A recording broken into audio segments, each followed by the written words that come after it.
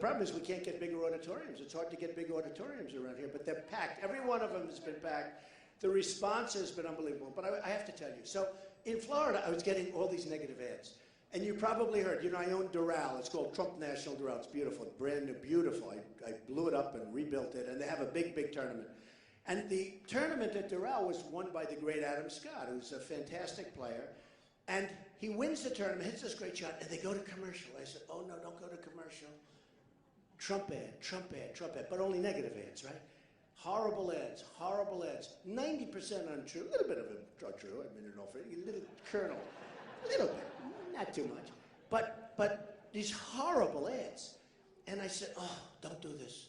So Adam Scott sinks the putt. Now we'll go to commercial, and then we'll present the trophy to Adam Scott. I said, turn off all the televisions on the green.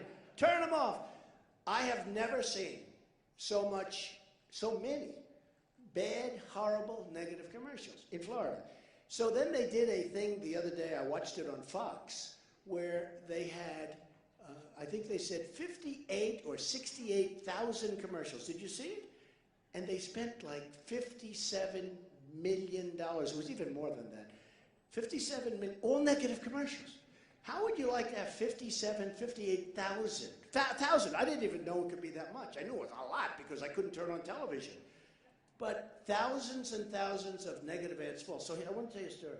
So I see today, I'm in the hotel and I'm getting ready to come over here, and I see this commercial, and it's a total lie. It's named Club for Growth, and we put them on notice. We said, you lied. Did you see it, where they have the bar charts?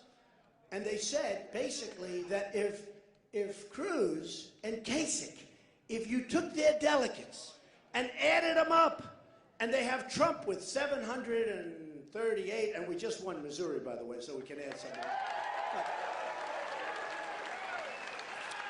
But they have this bar chart. I think it's like 737, and then they have Cruz at 300 and something, and have Kasich is not much, you know, really just the state of Ohio, which is what he won. What is it, 130? So they added them up. So it's way below my number, right? You saw the commercial. They're really bad people. So let me show you. So I have a chart here, and then they say, but if you added them up, it's more than Donald Trump. And I say, wait a minute. If you add them up, it's substantially less. But they show my line, and now they show a line that's much more. Now, it's a lie in two ways. Number one, they added incorrectly. So we put them on notice and told them to change it, right? The media put them on notice, because there's been many stories about it, that it's a lie. It's a lie. It's a pure outright fraud.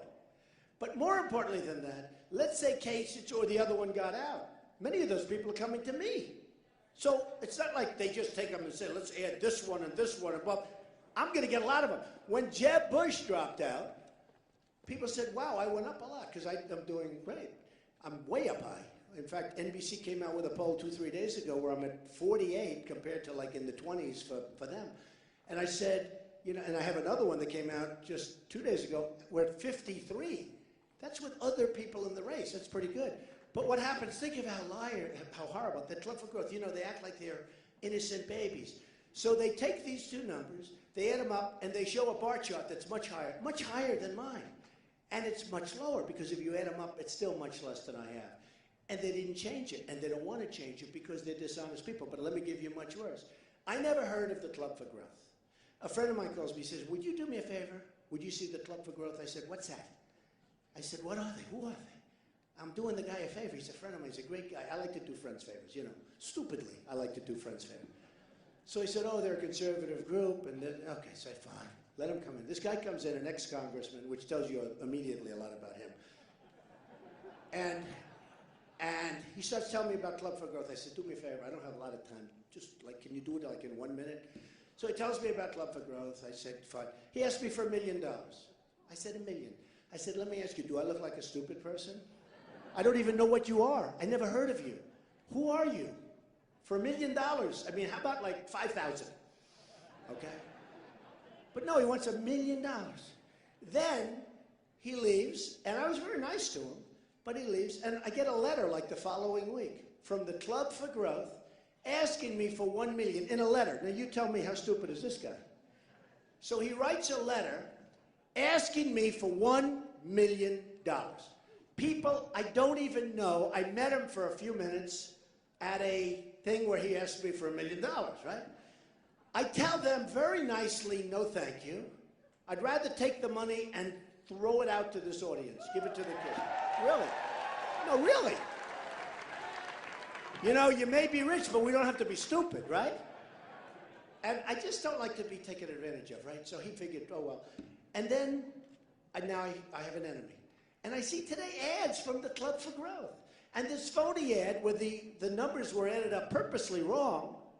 Should I sue them for that? Is there a lawsuit there? Don't you think so? I mean, maybe there's a lawsuit. That's disgusting. No, it's disgusting. No, they're dishonest people. So I see these ads, and it says Club for Growth, Club for Growth, Club for Growth. Just remember, folks, when you turn on those televisions and you see negative ads against me, they're crooked people. They're dishonest people. They want to keep Cruz going because he accepts money from all of them. Campaign money, PAC money. I see where he's having an event tonight where they don't have very many people showing up, by the way. Who cares about him? But they're having an event tonight, okay? They're having an event. And they said it's paid for by his PAC. What's that? It's not supposed to be paid for by his PAC. He's supposed to pay for it himself. It's paid for out of his PAC. Number one, that's illegal, I think.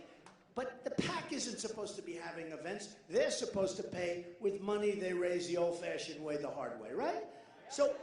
And the news announcer said, yes, Ted Cruz, they didn't say anything was wrong with it.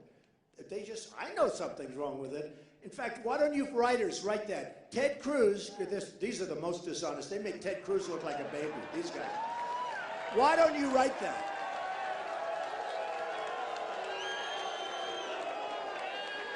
Why don't you write that Ted Cruz's event tonight was paid for by his PAC? Get out of here, get out of here, get out of here.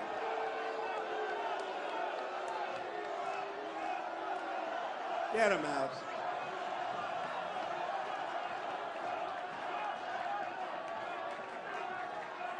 Get him out.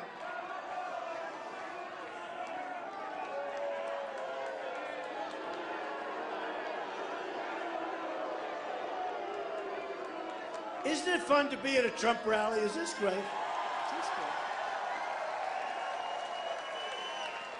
Honestly, they're lost. Kids like that are just lost. They're really lost. In a way, lost souls. You know, it's sad. I mean, it's sad.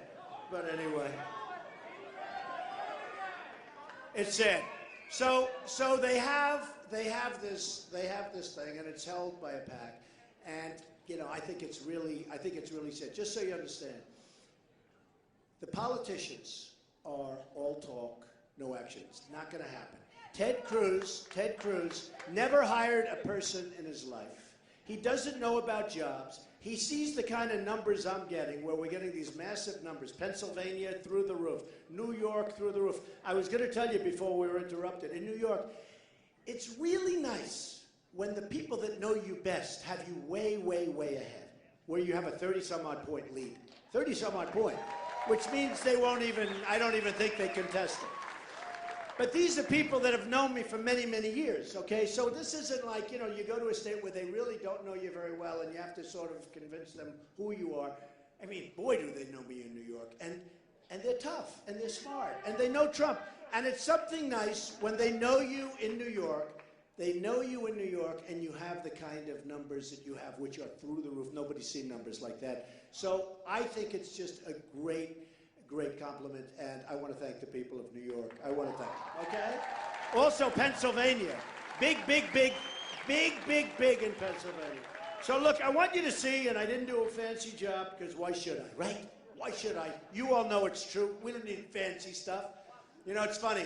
A lot of people spent tremendous amounts of money, tremendous amounts. And I've spent a lot of money. I'm up to close to $40 million. I'm self-funding my own campaign, by the way. I'm self-funding.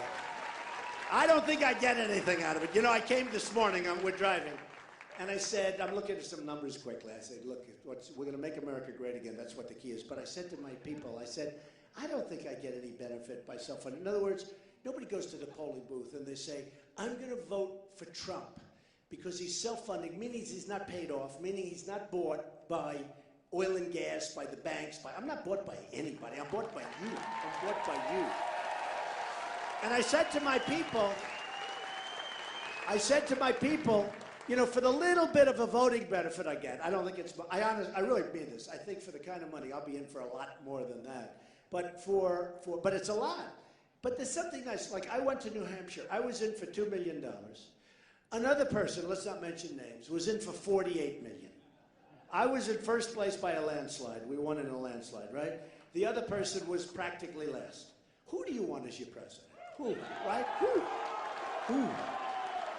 So what I've done is, I'm in for like 35 to 40, I think. I'll soon be in for $40 million. And I haven't had to advertise as much because I get a lot of free advertising, I guess. You know, they cover me. Because anything I say, they make a big deal out of it. You know, I talk about NATO. I'm right. I say it's obsolete and we spend too much money. No, it's ridiculous. You got 28 countries in NATO. It's very interesting. Wolf Blitzer, I'm on the show. What do you think of NATO? Now, it's not, you know, I'm an entrepreneur. Nobody's really given me big questions on NATO, but I have a natural instinct for this kind of stuff. Don't forget, I talked about bin Laden in my book in the year 2000, before he knocked down the World Trade Center. I said, keep the oil. I said, keep the oil. Remember, for years I've been saying, keep the oil, don't leave. I said, don't go into Iraq. Once we're into Iraq, I said, before you leave, keep the oil. Well, who has the oil now? Iran has the oil. ISIS has the oil. I said, don't do Libya. Look at Libya. Look at Libya. You know who's got the oil there? You know, ISIS. They've got the oil. Are we blockading them? No. Are we doing anything? No. General George Patton, like 12 minutes, it's over. It's over. I don't know what the hell we're doing. I don't know what we're doing. And did you hear Obama yesterday? Obama yesterday started showing his tremendous disappointment at Iran for violating the deal. I said, I could have told you that 5 months ago. You're so incompetent. You are so totally incompetent as a president. You are so incompetent. I mean, honestly, he doesn't have a clue, folks. He doesn't have a clue. He's now starting to criticize Iran. And, I mean, look, number one, we should have had our prisoners back years ago. We should have never started the negotiations until the prisoners were released. We ended up releasing them after we gave them $150 billion, right? We end up getting our prisoners. Like, we paid $150 billion for the 4 guys, okay? It's just terrible. And we have still another one over there, and they say they don't know where he is. They know where he is. You can imagine probably where he is, but we have another one over there. But you look at what we're doing. You look at that deal, and Obama now comes out and he says that they're, I guess he said they're sort of violating it. You know, he did it in a very soft manner. I thought they were violating it a month ago when I heard about them buying missiles from Russia. Are they allowed to buy missiles? And with all of that, the $150 billion, they're not buying for us. But we have a restriction. They're not allowed to buy for us. Now, if I made a deal like that, I'd take the restriction off. Let them buy from Boeing. They're buying 118 Airbus planes, big ones, right? Well, why are they buying from Boeing? And then I heard they have a restriction. They can't buy in the United States. I mean, how stupid are we? How stupid? How stupid is this country? How stupid are these leaders?